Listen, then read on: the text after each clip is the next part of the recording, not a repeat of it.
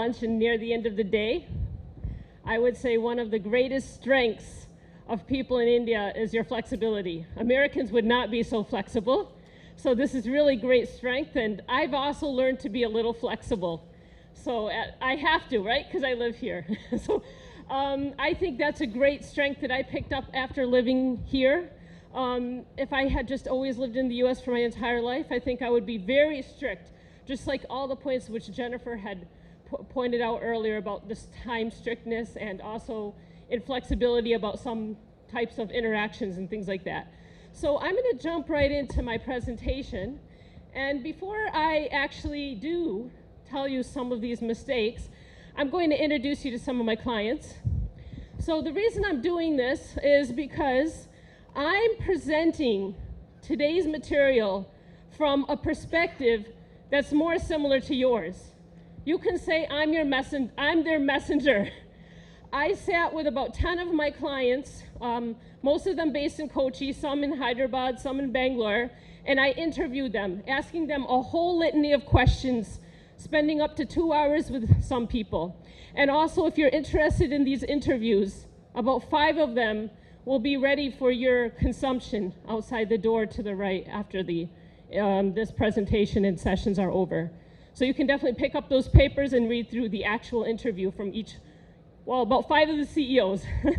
So if I'm looking at these companies, I would divide them into 2 categories.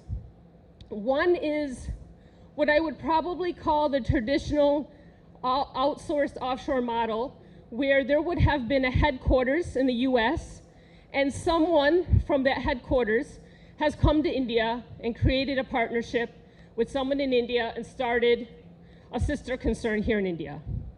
Now that only represents about 2 or 3 companies, but their viewpoints, some of them may differ slightly from the other model, which is probably a model that's closer to most of your models here today. You have started your company in India, it's headquartered in India, all the employees are Indian, and you may or may not have an office abroad, and if you do, it came after the Indian office got started. So, and also if we're looking at what these companies are doing, a majority is some kind of IT mobility solutions outsourcing, but there's also other kinds of solutions being provided, like mortgage banking, and also one of them is doing recruitment outsourcing. So there's a lot of different types of work being done, not just the traditional IT model. So it's kind of really fun for me to get to learn about all these different models and all these different businesses. So these are the 3 mistakes that I'm going to be discussing. Now, like I said, these are the mistakes that were coined and keyed in on by the CEOs I talked to. And of course, there's a lot of other things they had mentioned, so I'm going to layer them into today's discussion. So if we jump into the first one, I'm going to mention to you actually how I got this term, working in a vacuum. So one of the questions that I asked the CEOs was, how important is it for your company to understand the cultural context in which your solution is being provided and used? And they said, critically important. It's really critical. In fact, we've actually lost customers. We've lost business because we didn't understand that context. And of course, other speakers today have also mentioned this. But when this CEO mentioned it, he specifically said, we are working in a vacuum. And I really like this phrase because it really, really is very powerful. And so when we look at this phrase, anyone in an outsourced project actually works in a vacuum, even if you're working in outsourced projects within India itself. Why is that? Because you're not actually working for that company. Every company has its own culture, its own target market, its own end users, its own everything. So every outsourced team, every outsourced project is working in some kind of a vacuum. There's no doubt about that. But now we're talking about offshore outsourcing.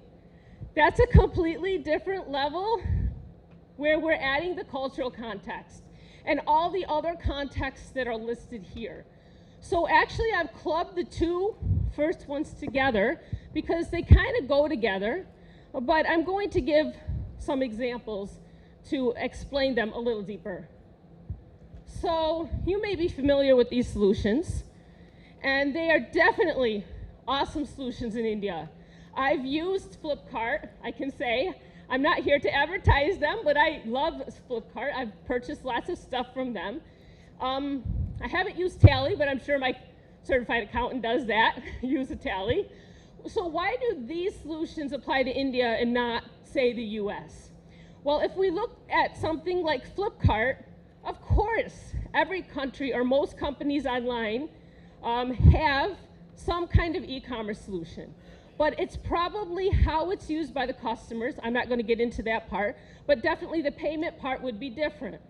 So in the US, people tend to, number one, buy with credit cards.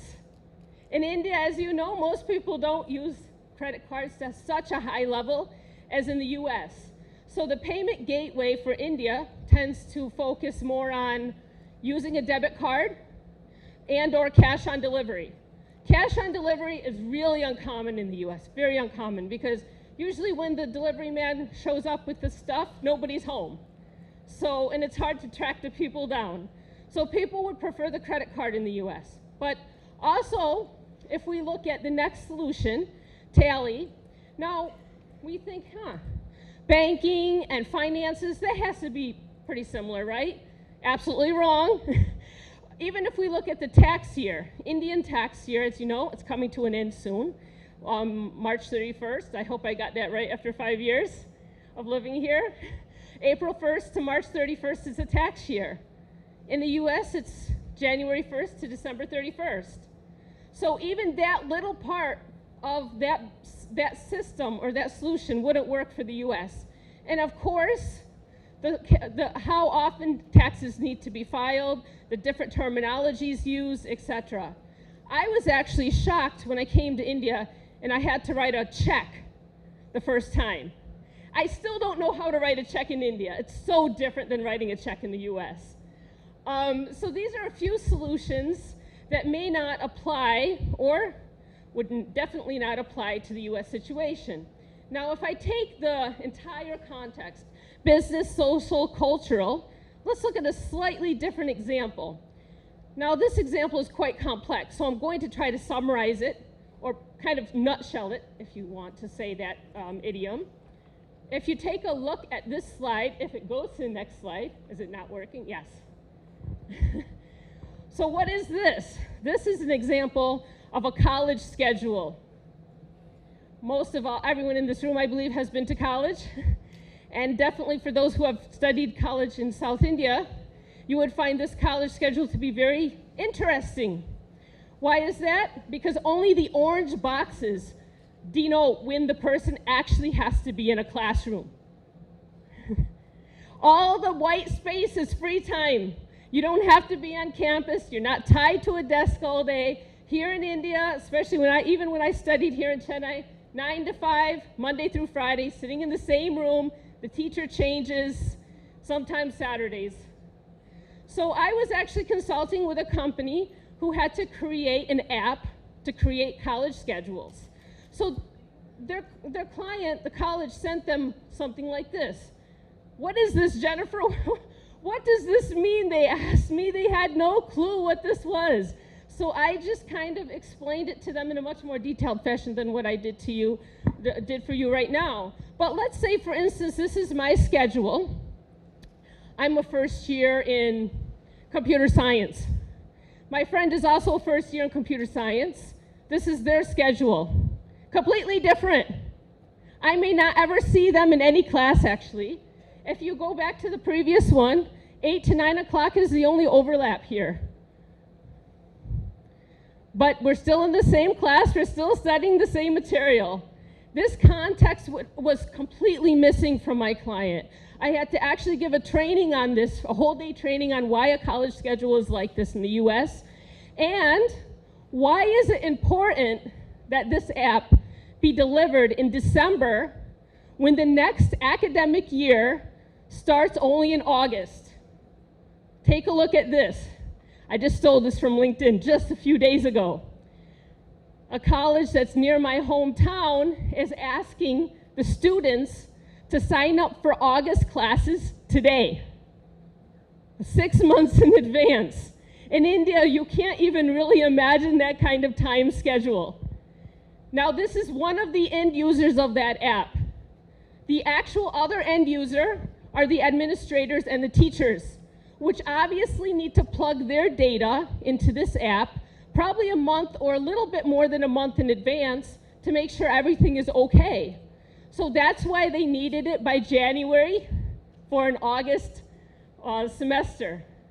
So without that context, they were actually off the deadline schedule quite a bit. So I had to sit with them and help them to learn how to negotiate with the client so that we could get them up to speed. Now, the third point in this, the team does not understand the pressures from the clients or end users. Now, the previous example also talks to this with the teachers when they have to use that app and also when the students have to use that app. However, there are other pressures that come in the middle, such as, especially for those companies that have the headquarters in the US, they would have initiated their business model and business everything from the US way of doing business. So if things are a little bit late, if things don't look perfect, if some of the service is not done properly, people in the US will demand a refund. And a few of my clients have mentioned how this context was missing from the offshore team. So I could go into more detail, but in interest of time, I will show you some of the solutions. Now, these solutions are also solutions that the CEOs came up with through trial and error in this field. So the first one, as others have mentioned, don't assume anything. Okay, I take that back. You do assume some stuff, but you have to definitely be able to be brave enough to ask questions to try to understand that cultural context, because everything is different between the two cultures, and sometimes it's so amazing to see how much work gets done because there's so much difference, not just in these interactions, communication interactions, but how things actually get done. Why do people do certain things that they do in the US that they don't do in India, for instance? Find a subject matter expert. Find someone who can help you understand that business culture or that target market, because the business culture that you're serving may or may not be the target market that you're serving. They might be two totally different things, depending on what kind of solution you're actually providing. If you can't find a subject matter expert, become a subject matter expert. How can you do this? Well, a few of my clients have proven online, to me anyway, that I feel they are subject matter experts. Maybe they have come to the US, maybe they have not, but what they have done is, first of all, they have a great social media presence. It's way more than social media presence, however. They started sharing articles about their particular area. They started commenting on those articles and then showing through their words that they can that they can do the work also. So they're using some examples from their own company to demonstrate whatever the subject matter is that they're sharing online, whether that's just a post on LinkedIn by saying, hey, we're sharing this article with you, and actually, you know, we've also been working in this domain and we see X, Y, and Z. Or they go into more detail by writing that into a blog. But I personally suggest not to stop there. First of all, the subject matter expert, that should be a full-time job of only that person. It's a big job to read and review lots of articles. If you have the resource to do that, that's the ideal. And this subject matter expert should not work in isolation. This subject matter expert should meet with the delivery teams, the client-facing individuals, and even the CEO, because maybe the CEO is too busy doing his own work or her own work, and have weekly meetings or regular meetings to share the findings. The subject matter expert will share the findings with the team And the team will share back. Okay, so let's say I'm the subject matter expert. I share some information with the team. And now one of the client-facing individuals says, hey, that's a really great article that you actually pulled out. Actually, this week with my client, we talked about the same thing. They are actually facing the same problem right now. Let's actually read more into this and see if we can get more information. Or collect business examples, actually tangible examples where these solutions have been provided by your company. And then also use those maybe for blog posts or to help you push back during deadline crunches. We're going to talk about that in just a moment. The next solution, and why you might be sitting here today, learning a little bit about the US business culture. It's really critical.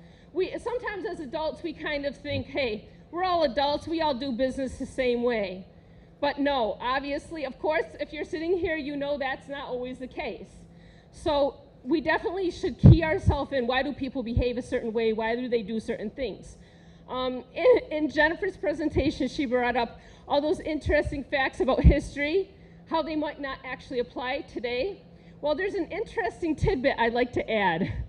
While I was growing up, my parents always used to tell me, don't put your elbows on the table when you eat. And I never knew why. I mean, who cares if my elbows are on the table or not? So I looked it up on the internet because I'm really interested in learning these things. Why does it exist in the culture? And I found out it comes from that very same time period that Jennifer started talking about, which is that pioneer time. In the olden days, if people put their elbows on the table, it meant they were going to draw their sword and start a fight with someone. Does that apply today? Nobody carries a sword. I mean, in the US, you might be afraid of some other weapons, but they're not going to be carrying a sword. So obviously, sometimes what we do in today's world and today's culture, it comes from something that happened way in the past, but we don't understand why we do it today. And it might not even apply to today's situation. That's just an interesting tidbit, kind of off the topic. This has been mentioned, go on site whenever possible. This is a big expense, obviously. This is one of the hidden costs of outsourcing. I mean, getting a visa to go to the US, it could cost anywhere from $5,000 to more than $10,000, depending on the type of visa, the type of way you get the visa, if you go through an immigration lawyer, and all getting to the US, traveling to the visa office. You can't get your visa here in Kochi. You have to go to Chennai, for instance. You might have to spend the night in the hotel. I mean, those might be incidental expenses, but they all actually crop up, and by the time you're done, your company spent $10,000 to get you to the US. And of course, staying in the US costs money. But if you have that money, you can open an office in the US. Some of my clients have done that. And I asked them what they felt the benefit of this was. Well, all of them said it was a strategic business decision and nothing more than that. Some of them didn't even really want to do it. But the problem is that in some markets, I'm not saying this applies to every market or every kind of solution, but in some markets, it might be oversaturated. Like mobility solutions may be one example, where it's oversaturated. There is even lots of small startups in various places in the US doing mobility solutions. So how will you stand out if you're in India? Well, maybe if you have the resources, you can open an office. But yes, it definitely costs a lot of money to open an office and open a business. Do you have the right immigration status?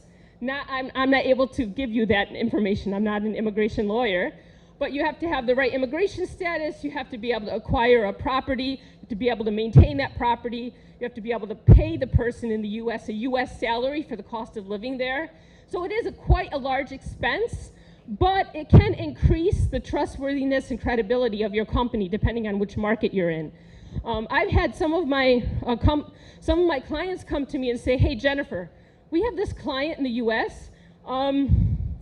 They just don't even know we exist. I mean, they see our website, but how do they really know we're here? I mean, that we're established here in Kochi in India. Can you just, call them and talk to them and say, you know about us, you know we exist, you've done work with us. You can even mention what kind of work you've done so that they understand that we know a little bit about their culture. So there have been a few times I've been references like this. I'm not a reference for the actual work they have done because I haven't participated in the end products, but I have verified that yes, you know, this company exists, they're here, and they have a team and they're working hard. Next, I finished one. This cannot be overstated, I suppose, but I'm hoping to give you a new perspective on the time management. Order and predictability. Okay, let's say we have 5 steps in a process. 1, 2, 3, 4, 5. But for some reason today, you know you have to deliver the product 1, 2, 4, 3, and then 5. If the American client knows about this, they will definitely feel uncomfortable. Why are things out of order? Please help me get order back in my life. In fact, just the last 2 weeks, this was the entire training that we helped one of the client-facing teams work on, is how to actually negotiate this particular communication situation with the US client. So it definitely is a problem that can crop up and a problem that we need to address. Next is setting expectations at the time of service delivery. This is critical. Now, sometimes maybe it might seem like too much information. How do we know if what we're telling at the beginning is really going to happen? But Americans tend to believe if you tell us everything, or at least 90% in the beginning, we will believe it, just like what Jennifer had mentioned earlier. So I was asking one of my clients, a CEO of one of the companies in Info Park, have you faced any issue with this? He said, well, yes. In fact, we did implement a good strategy to let them know our communication policy, but we assumed that since Americans like documentation and like things written down, that they would read our contract. We came to find out after service started, they did not read the contract, or at least the entire contract. What did the Americans actually read? They will look for the numbers. They looked for the price point and the deadlines and the dates. But they missed the critical technical elements of this contract. And if they're not technical, or even if they are, they made a lot of assumptions. So Americans make mistakes too. They made an assumption thinking, hey, this provider in India is going to give us everything we want. Oh, the timeline looks good. The cost looks good. They signed the paper. So now they're in the project, and now they find out, hey, and excuse me because I'm not very technical with these words, but maybe the responsiveness is the term I'm looking for. This app is not very responsive to all the environments. It works on my iPhone, but it doesn't work on my Android. It works on my MacBook, but not my XYZ. Why is this? The American client was upset, thinking he or she wasn't getting what was expected. So now they went back to the drawing board, and in their process at the very beginning, they don't assume that the American is reading this contract. And they read through the contract with the US client. And if they have any doubts or questions, they get them clarified right there and then.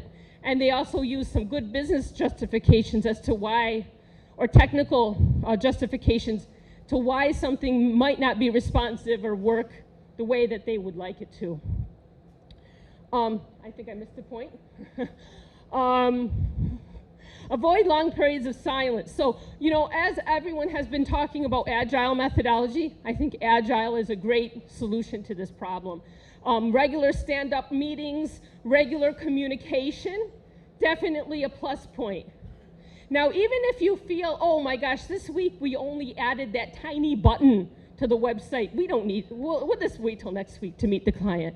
Well, imagine what if that button is in the wrong spot or it does the wrong thing and we didn't demo it, and now we're 3 steps ahead next week and we find out the client says, no, that button is in the wrong place. We don't want it there, we want it here. We want this color and not that color. And there's so many dependencies in your system that now you have to go back to the drawing board and start the whole process again. So these little tiny mistakes are what some of the CEOs said. We assumed they wouldn't become a problem, but agile stand-up meetings have helped to actually significantly reduce these problems. Now if I go to next, the last one, not understanding the client service provider balance. this is a very intriguing one and a very interesting one. I have a little diagram for this. Of course, Indian flag represents India, and American flag represents the US. Now, if I try to describe each one of these, the first one we have, the US client being here, and the India team being here. Now, in many cases, the US client is feeling that they are way up here kind of managing the team from India. Not in all cases, but in many cases. So how do we know that this is happening? Well, one way is that the US client is doing more talking during the meeting. The India team probably is not having an agenda, or they're not sharing that agenda. They're having the US client share that agenda. Once the Indian team starts sharing the agenda, the India team will be more here, and the US client down here. Or, like most people have mentioned, a partnership would be forged there, more equal interaction. In fact, just this week, I saw this in action in a training program. We were doing little demos on how to handle meetings with US clients. In normal situations, no stakes were there, no negotiations or anything, but just understanding how the communication would flow. So when I was observing their role plays, I had given them a situation to role play. When I assessed the situation, I noticed the person playing the US client was doing all the talking in the meeting, and talking and saying things like, okay, India team, why didn't you do this? India team, do this next. India team, how come this didn't get done on time? No, this is the US client managing the India team, which doesn't want to happen because, see here, at least if we're looking about what Americans think about service delivery, most Americans feel, if I have to outsource something, if I have to choose a service provider, it's because I don't have the resources, I don't have the expertise to finish this project or even start this project, so I need someone to take the initiative.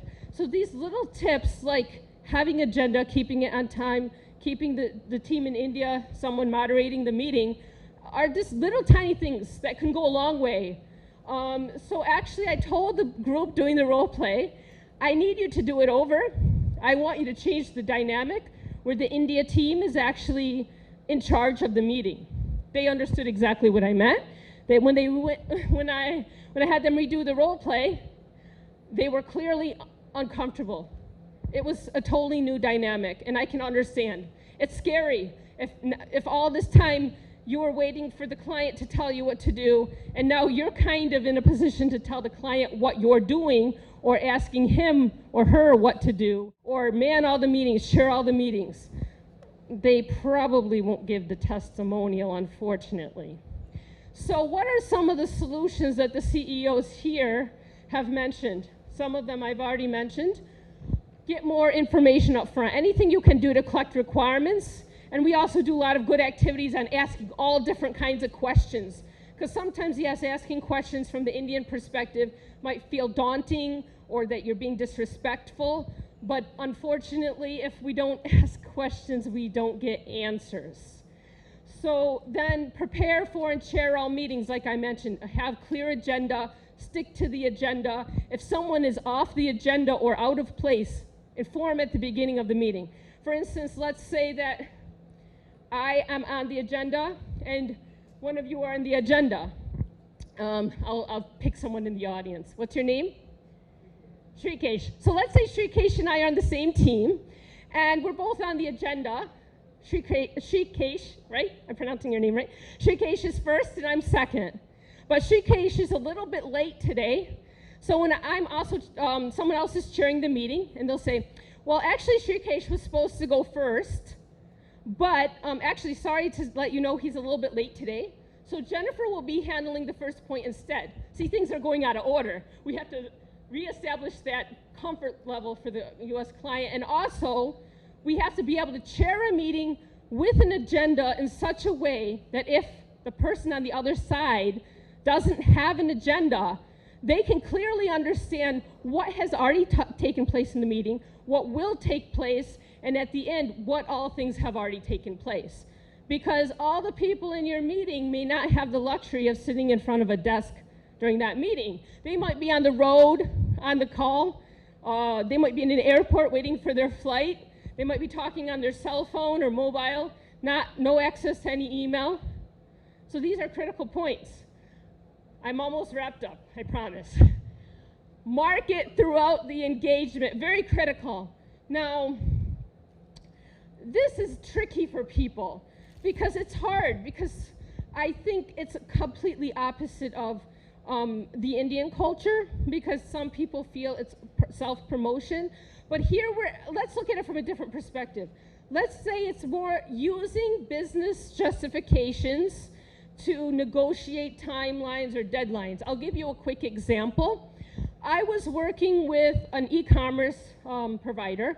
They were creating websites for people in the US for e-commerce. So they had 5 days left to deliver the website, but they needed 8 days, okay? Now what I'm about to tell you in about 2 minutes took us about 3 hours to come up with this answer. So it's not an easy exercise by any means. So what they went to the client to say is, we are very happy to let you know we can release the website on time in 5 days. Remember, they need 8 days. We are very happy to let you know that we can deliver it in 5 days. So what we can do for you in the next 5 days, we can set up the payment gateway, because people have to pay, and we can set up the login page, because without that, nobody can log into the website. However, the testimonials is missing. The testimonials won't be there on day one. But we have a good reason to extend this. Why? Because in your particular website, 90% of the products are new to the market. In fact, no one's used these. So even if we go to Amazon or any other online retailer, we can't kind of like pull in those testimonials, because they don't even exist. So we need at least 2 or 3 days to create that portal for the testimonials. So what do you think about this plan? They were very nervous to wait for the answer from the US client, let me tell you. I'm sure their heart was beating a mile a minute. Nobody had ever come up with this kind of plan before. US client was, okay, that sounds like a fabulous plan, we're on board with you. However, we have one stipulation, they said. Their stipulation was they wanted to write a kind of, they wanted to write a disclaimer where the testimonials would be, saying the testimonials are on hold, but we promise to get them to you as soon as possible. So I'm not telling that story. It's a little bit longer than that, because I'm almost out of time. I just want to finish the last 2 points here. Admit and fix mistakes along the way. We kind of touched up on that earlier. And prepare your questions wisely. In the US, we have this phrase that a lot of people say, no question is a stupid question. I really don't agree with that. I think there are questions that could be asked better. So again, if we use business justifications, or some kind of factual evidence behind our questioning, that would be more convincing to a US client than just simply asking a question. So all these are communication skills. And what are skills? Skills have to be learned. So are all Americans good at this? Absolutely not. Americans, just like you are sitting here today, Americans all over the US are taking trainings just like this every day, believe it or not. This whole soft skills training boom is there in the US for IT workers as well. A lot of people focusing on the technical, not understanding how to interact with the customer. So I think I can wrap up the session. I know it was like a whirlwind of a tsunami of information. So does anyone have any questions or feedback or anything to add? I know it's a lot of information, right? So like I said, the interviews that I conducted have been written up in an article format. About 5 of them or 6 of them are available. When the conference is over, they will be on the table outside to the right. There's a table there. So you can definitely pick them up there. I know it's getting toward the end of the day, so I really appreciate your persistence and I appreciate your patience. Okay, I think I'll turn it over to Hans. You can definitely catch me any